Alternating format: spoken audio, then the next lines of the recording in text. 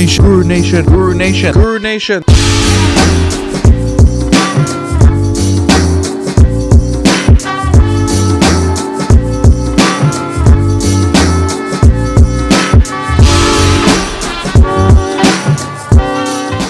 Guru Nation, thank you so much for watching. Make sure you like, subscribe, comment, share. Look, like if artificial intelligence, like if somehow we were able to like put ourselves into it and get on the other side of the matrix, like it would look similar to this, I think. We're here, man. This is it.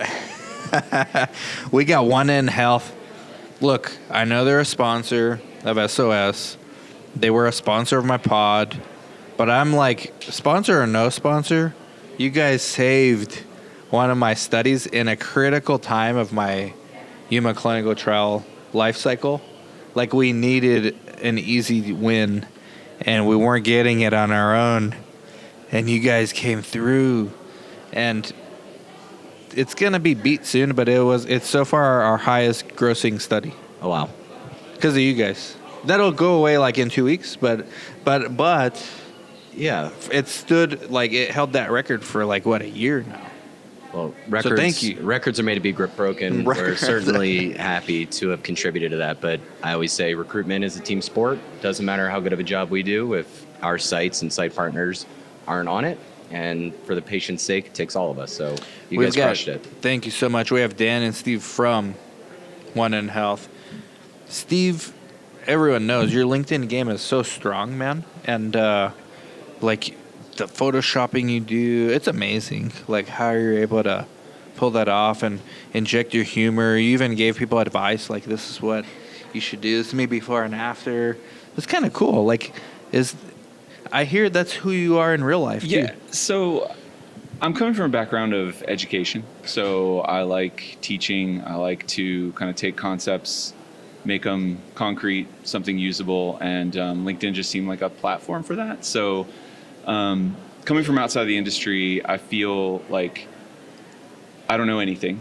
And so it's really easy for me to just stay in my lane and talk about the things I do know about, which aren't really native to the industry. So like e-commerce, consumer behavior, digital marketing, branding, and how that stuff, it's sort of left in the wake in clinical trials. Like our focus is so much on the patient and the science and the procedure that we don't realize like other industries have figured out that stuff matters in terms of relating to modern people. Like they're online all the time. And if we can speak their language and find where they are, we can kind of have some major impacts. Yeah. Kudos to you. The 1nHealth team shares like this similar fun kind of marketing philosophy, which I didn't know anything about until after you guys saved my study. Then I got curious. I'm like, who are these guys? This is actually good. I couldn't believe it at first. I thought we were getting lucky. Then I thought it was Yuma. Like, hey, these ads work well on Yuma. But then we have other studies with other central recruiters where it doesn't work. So, no, it was you guys, man. Big props to you guys. Appreciate that. It's I don't know. It seems kind of basic to us, but we're really just thinking, if you saw this ad in the wild and it was you, would it be meaningful? Would you be interested enough to click? Like you opened up Instagram because you wanted to see some stand-up comedy or some recipes or whatever. Would you navigate away? Would I? I've joined a couple studies since joining the industry just to see what it was like. And it was all because I saw some ad on my feed that was compelling. And so talking to people and giving them a reason to care about the study instead of asking them for a favor, like, hey, we need your help. People are nice, but they're not that nice. Let me ask you guys a question. This creative process, it's all nice. Like, we're literally sitting in a dream world right now. The IRB has to approve it, right? Yeah. Like, do they give you guys a hard time? IRBs actually are surprisingly with it when it comes to the creative strategies that we're using. That's shocking to me. It is because our creative is so different than what they're used to seeing. I do think they understand that we still are abiding by the main tenets of making sure that nothing's coercive, nothing is misleading. The place where we tend to come into challenging conversations around our creative is with sponsors. Because sponsors have a storied history of seeing the same type of creative over and over and over, which has been leading to decades of results that are south of what they want, they tend to kind of tense up of like, whoa, can you use like pastel colors that clash with our study branding?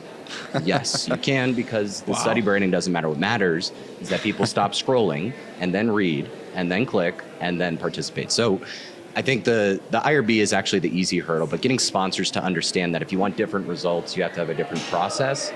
And the last thing I'll say about the creative is what went into the field for Yuma is probably a tenth of the total creative that we produced for the study. We like to take kind of an agnostic view as to what could work when we're in the development process. And sometimes smart people saying smart things are actually dumb ideas. And so we just allow for optionality and for the patients to tell us what's working. And so And they that's tell why, you in the market, right? right, right. Their actions tell us what works. And so that's why we create this kind of agnostic approach. If we're going to do a really wide swath of things, and whatever catches is what we scale. There's two sides of this. This is a tough business. There's the sponsor approval, IRB approval, which we discussed. Then there is the site following up on leads. Hey, you guys, I mean, we actually were doing good once we realized it's worth our while to call the leads. Yep. But not every site does that. Like, they're busy. There's a fine line between the vendor bugging the site, right? Like, you need a team to do that, really. How do you guys go about planning how that's going to work? Like, because you do need to follow up with the sites, but you don't want to bug them. I mean, you guys are pretty site-centric. You wouldn't be a SOS if you weren't. Yeah. What are your thoughts on this? Because that, to me, that's like the hardest part of being a central recruiter is getting the sites to follow up on the leads because they're so jaded on this stuff. Yeah, I'll kick it off, then I'll pass it to Steve because he can certainly elucidate on some of these points. The first thing I would say is that kind of hassling adversarial relationship is a result of the decade plus of dumping over the fence into the site's lap, like, go follow up with these people. Oh, wait, nobody cares. Nobody's answering their phone. Nobody's qualified, right? And so we come into that dynamic and we have to be able to have tools, methodologies, and principles that let them understand what it's really going to take for it to work. And they need to have exactly the proof point that you laid out, Dan, right? They have to be able to see it actually work. And once they do, right, it creates this flywheel effect of like, now I'm more interested, now I'm following up more. So there's a couple of things. First is like starting out with the principles, how we follow up. We always give a rubric for like, what does that look like?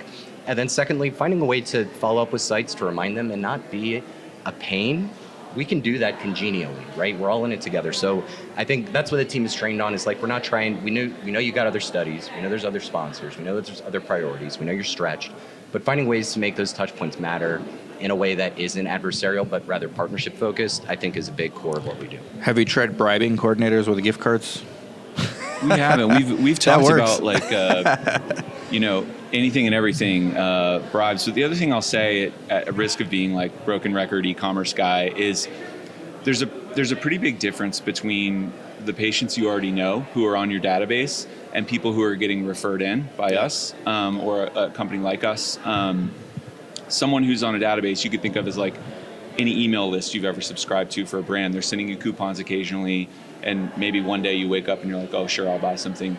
Versus if you clicked an ad from Instagram to buy like protein powder or whatever, you want to buy it right now and check out. And so sites, like, they need to get their processes in order. And if you're running multiple studies, you've got to have some sort of way of going about things. We heard of a site who was calling our patients on Tuesdays. So Tuesdays, they call their patients for our study, and then they come back around next Tuesday and call. And we went into the system and looked, and there's a text, like Tuesday afternoon, hey, sorry I missed your call this morning, I'm free now. And then the next log was a call the next Tuesday. And so the idea is like, if you can't in your process follow up at the speed a patient needs you to work at, we'll do it. We'll take care of that. We'll take it off you, and we'll be that first touch point. Will you call them, or you just text? What's that? Do you guys call them, or do you just text the patient? Yeah, we'll call, we'll text, we'll have a call center, and we'll have that first conversation. Okay. And then once you're sure and we're sure that they're a good fit, then we'll refer, and you can just schedule them. But again, we can't get to that place without delivering some meaningful referrals first and establishing trust. So like with you guys, I think it would be fine, but a brand new site, their expectation of what a company like ours is not aligned. They're still thinking of the past, like, hey, here's a list of 500 people, call them, or the sponsor's going to yell at you. And so we have to build trust incrementally. We should be doing longer, but we got to do a part 2, maybe part 3. There's so much we can get into on this topic. Maybe ending it on a positive note to encourage sites to call leads. Those leads, we got 4 randomized from your campaign. Thank you again. From those 4, 2 of them referred patients, like friends of theirs, that ended up fitting for other studies. So, and even the screen failures like refer people. So it's worth calling leads because it's human interaction in your community, and good things can happen. Like, I know that's not your intended outcomes anyways. I mean, it's a spillover benefit, and Yep. we're not mad by it. I mean, that's great. We want our sites that we work with to succeed. And so to that point, and I know we're wrapping, but I just want to plug, like, we can only impact our sphere of influence. And so for the sites that we work with when we're centrally deployed, we can make an impact, we can share some best practices, but we don't feel like that's enough. So one of the things that's going to be coming out is a little bit of a boot camp for sites, how to do this the right way, whether it's with your own referrals from your database, whether it's with another central recruiter. We want our sites to be successful. And so putting together, here are like the core tenets. Here's what you should be doing. Okay. As just best practice. And we have a ton of data. And so being able to know what works and being able to prescribe that to sites, we think is valuable, and it's going to be free. We're just going to say, like, here's what you should do. Awesome. Follow both Steve and Dan on LinkedIn. I'm not nearly as interesting as this guy. You got a lot of catching up to do, man. Like Steve, he's the face of 1nHealth. I'm good with that. I'm good with that. I've got a face for radio. Podcast. Thank you so much, guys. Go connect with them right now. 1nHealth, amazing. And thank you also for sponsoring SOS. Really means a lot to us, especially for our first year conference. Awesome. Thank you. Thanks, Dan. Happy to be here. Bye-bye, guys.